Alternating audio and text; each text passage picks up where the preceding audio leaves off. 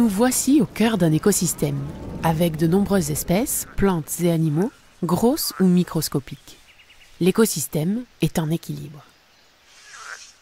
Cet équilibre dépend fortement des conditions du climat, la température, les précipitations, la luminosité et l'humidité du sol. La modification d'un de ces paramètres peut agir sur l'une ou l'autre des espèces. Mais comment ? Les espèces de l'écosystème n'ont pas toutes la même sensibilité face au changement climatique. Prenons un exemple. Celle-ci n'a pas une grande capacité de déplacement. Elle ne peut donc pas migrer si les conditions du milieu ne lui sont plus favorables. Cette espèce, par contre, peut se déplacer plus facilement pour trouver des conditions plus favorables. Elle va migrer et ne sera plus dans l'écosystème. En réponse au changement du milieu, les espèces peuvent donc se déplacer, mais d'autres effets peuvent se produire.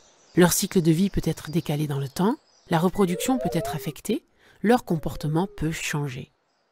Et l'adaptation ? Ce n'est pas la première fois que le climat change.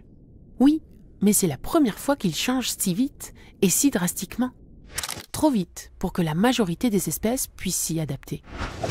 Revenons à l'écosystème. Des espèces vont disparaître, d'autres seront parties et certaines seront arrivées. Les éléments de l'écosystème se sont modifiés, il n'est plus en équilibre. Nos écosystèmes sont donc déjà fragilisés et ont moins de résilience face au changement climatique.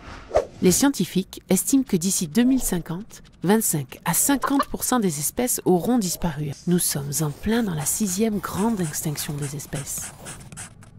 Et nous, humains, seront impactés, car la nature nous rend bien des services, dont la régulation du climat.